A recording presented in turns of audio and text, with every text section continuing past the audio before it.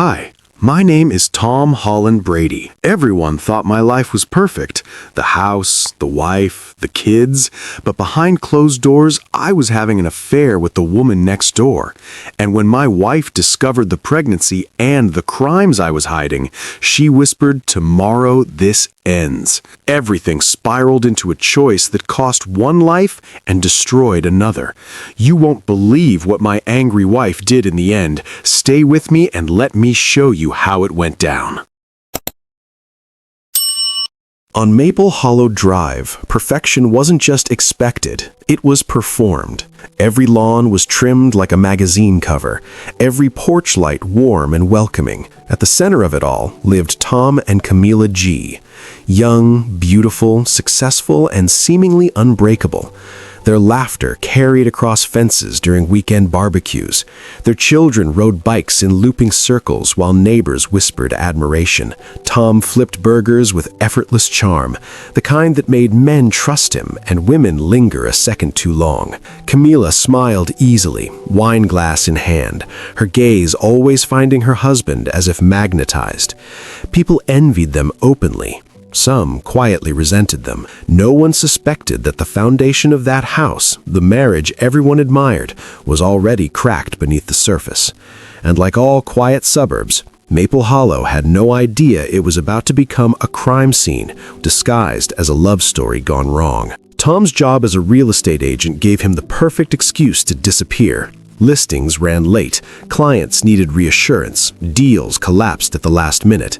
Camila learned to nod, to reheat dinners, to tuck the kids in alone. She told herself this was adulthood, sacrifice, patience, trust. But absence leaves fingerprints. Tom started showering immediately when he came home. His phone never left his side. He smiled less with his eyes. Camila noticed everything, though she said nothing. Love makes detectives out of loyal people. She replayed conversations in her head, measuring tone, timing, touch. When he kissed her, it felt rehearsed.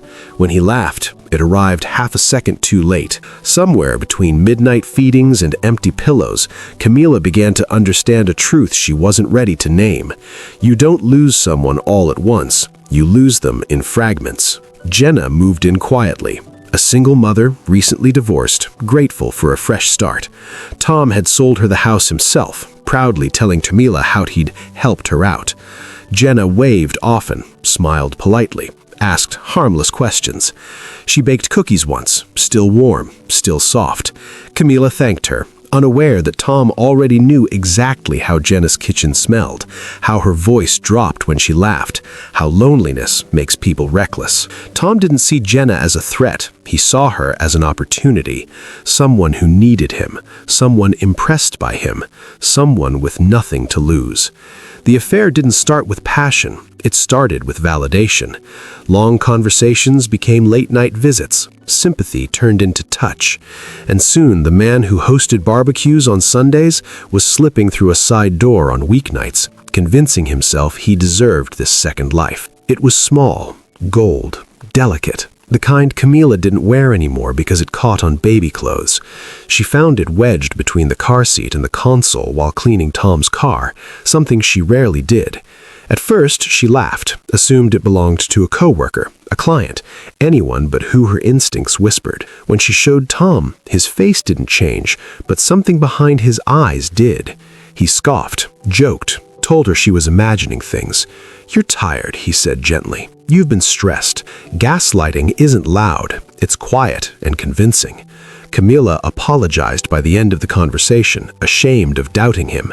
But the earrings stayed on her nightstand, heavy as guilt. At 3 a.m., staring at the ceiling, Camila realized trust doesn't vanish, it erodes, grain by grain. Camila began to notice patterns. Jenna's lights on late. Tom's car idling too long before pulling into their driveway, the way Jenna avoided eye contact during school pickups.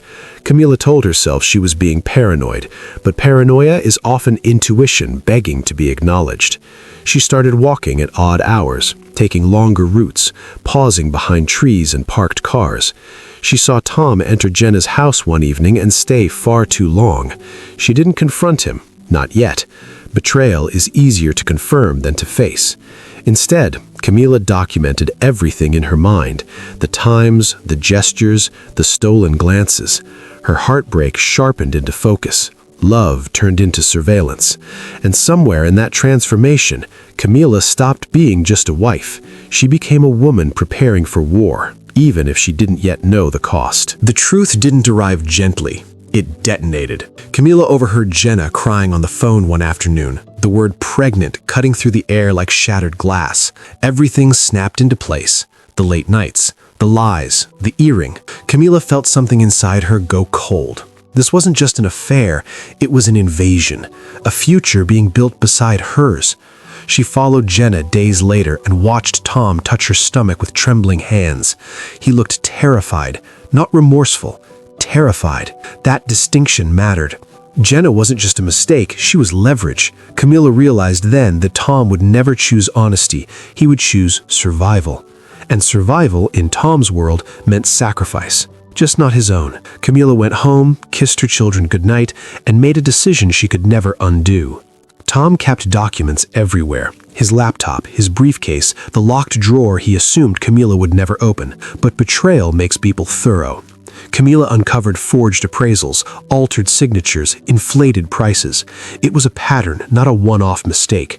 Tom wasn't just cheating, he was stealing. Worse, Jenna's name appeared as a buyer in one deal, her signature suspiciously neat. Camila understood the full picture now. The affair, the pregnancy, the crime. Tom didn't just risk his marriage, he risked everything, and he brought Jenna into it.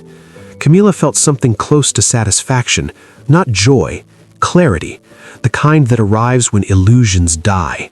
She made an anonymous call, left a trail of breadcrumbs, hung up with steady hands. Justice, she told herself, wasn't revenge, it was balance. She didn't realize how violently Tom would protect his imbalance. The investigation began quietly, too quietly for Tom's liking. An audit request, a few unanswered calls. Jenna grew anxious, demanding reassurance Tom couldn't give. She wanted him to leave Camila, wanted legitimacy, wanted safety. Tom wanted silence. At home, he snapped at Camila over trivial things. She watched him unravel, studying his fear like a foreign language she was finally fluent in. He drank more, slept less. His charm decayed into irritation. One night, she mentioned the word police casually, as if discussing weather. The color drained from his face. In that moment, Camila understood something terrifying. Tom wasn't cornered, he was dangerous. Men who feel exposed don't confess. They eliminate threats. And Camila, once the center of his perfect image, had become the greatest threat of all. The home that once felt warm now felt staged. Conversations became strategic. Every word carried weight. Camila prepared herself quietly. Backups of files, notes hidden where Tom would never look. She started sleeping lightly, listening for footsteps.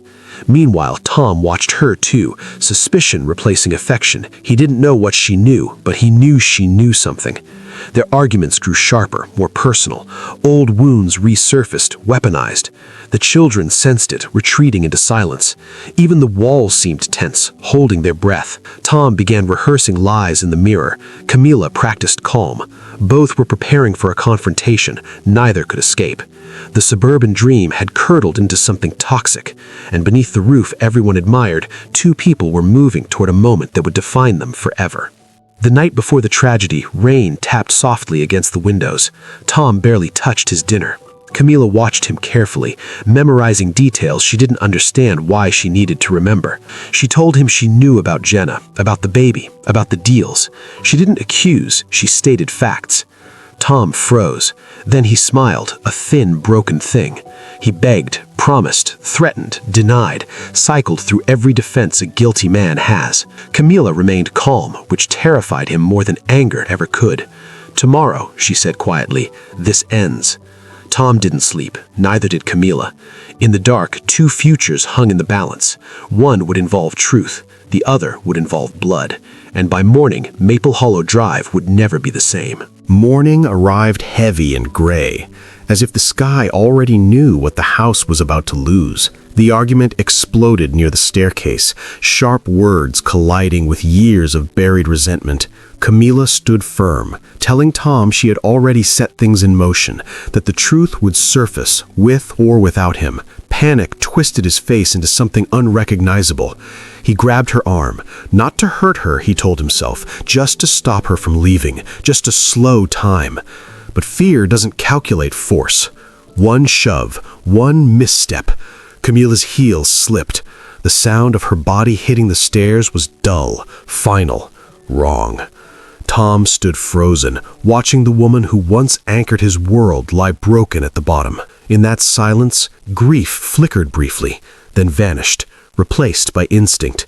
Survival took over, and survival demanded a story. Tom moved fast, faster than guilt. He wiped surfaces, steadied his breathing, and rehearsed shock. He staged the house like a man staging a memory. Jenna's scarf, left behind weeks earlier, became evidence. A shattered frame suggested struggle. He planted forged documents where police would find them. When he finally called emergency services, his voice cracked convincingly. Grief, when practiced, can sound authentic. He cried into his hands as neighbors gathered, murmuring disbelief. The perfect husband, the devoted father. No one questioned him. Why would they? Monsters rarely look monstrous. As paramedics confirmed Camila's death, Tom collapsed dramatically, selling his role with devastating precision. In his mind, the narrative locked into place. A jealous mistress, a confrontation, an accident fueled by rage. Jenna, already anxious and isolated, was about to become the villain in a story she never wrote. They came for Jenna at dawn.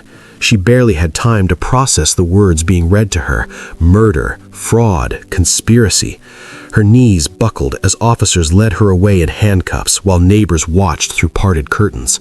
The pregnancy made everything harder, every step heavier, every breath shallow. Jenna kept saying Tom's name, expecting him to intervene, to explain, to save her. He never came. Instead, he stood at his window, watching from across the street, his children asleep behind him. The irony didn't escape him. Jenna had once been his escape, his indulgence. Now she was his shield. At the station, evidence stacked neatly against her.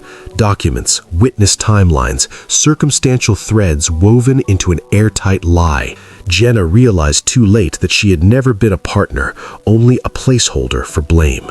Camila's absence haunted the courtroom more than her presence ever could. Photos of her smiling face sat beside diagrams of the staircase. The prosecution painted Jenna as unstable, desperate, reckless. They described obsession masquerading as love. The defense tried to fight, but facts, even fabricated ones, have weight. Tom testified with practiced sorrow, recounting how Camila feared Jenna, how tensions escalated. He cried on cue. Jurors believed him. They always believed the calm one.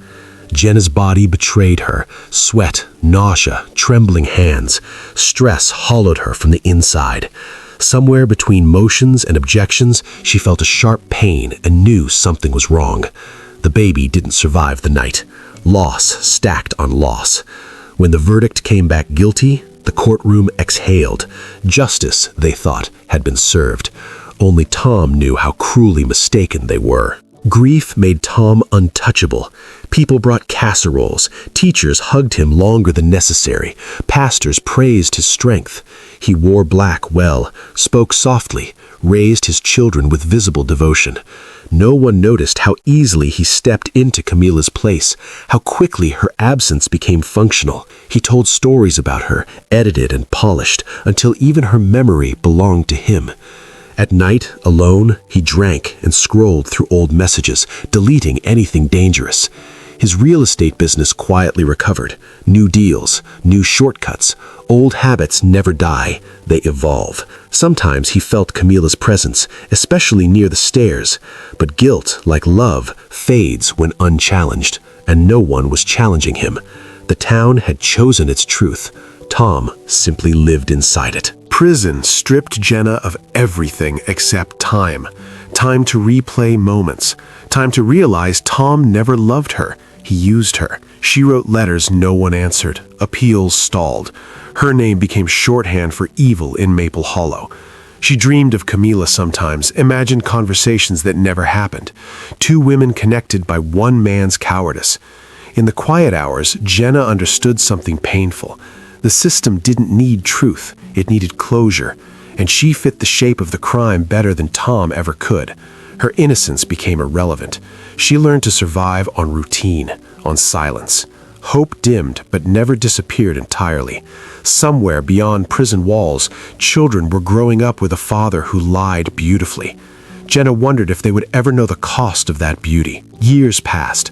Tom aged into respectability, but lies decay. Small things began slipping, dates that didn't align, documents that resurfaced in audits, whispers among colleagues. Nothing definitive, just noise, enough to unsettle him. His children asked harder questions as they grew older. Why did Mom argue so much before she died? Why did Jenna look scared in the news footage? Tom deflected with half-truths, but doubt is contagious. One night, drunk and careless, he admitted too much to the wrong person, a colleague he once trusted. The words hung in the air, heavy and irreversible. Tom laughed it off the next morning, but the damage was done. Secrets don't stay buried forever. They wait, patiently. Jenna's appeal was denied again. That night, she wrote a letter, not to the courts, but to Tom's children. She told them about love, mistakes, and fear. She didn't accuse directly. She didn't need to. Truth, when written calmly, carries its own weight. The letter never reached them, intercepted, dismissed, but copies circulated quietly. A journalist took interest. Questions resurfaced. Old evidence re-examined. For the first time, Tom felt hunted, not by the police, by possibility. He slept poorly, drank more. His reflection looked thinner, less certain. Camila's voice echoed louder now, not accusing, waiting. And Tom began to understand that escaping justice isn't the same as escaping consequence. The investigation reopened briefly, not officially, just enough to scare him. Tom shredded documents, moved money, prepared exit plans, but exposure didn't come in sirens, it came in whispers. A neighbor mentioned inconsistencies, a former client spoke up. Momentum built, then stalled. Evidence was circumstantial, time had blurred edges, the case cooled again. Tom survived, but survival felt hollow now. He lived in constant vigilance, haunted by what almost surfaced. Jenna remained incarcerated, Camila remained dead, and Tom remained free. The imbalance endured. Justice delayed long enough often becomes justice denied. Maple Hollow Drive stayed quiet. New families moved in. The lawns stayed trimmed. Life continued, indifferent. Tom grew old inside his secrets, raising children who loved him, unaware of the blood beneath their inheritance. Jenna aged behind bars, carrying a truth no one wanted. Camila existed only in photographs and fragments of memory, edited by the man who ended her life. The story never exploded, it never resolved, and that was the most disturbing part. Evil didn't announce itself, it blended in, hosted barbecues and waved politely. Sometimes the scariest endings aren't loud, they're the ones where the wrong person wins and the world applauds without ever knowing why. We have come to the end of the story. I hope you enjoyed it. Leave a like and subscribe to my YouTube channel for more interesting stories. Have a good one.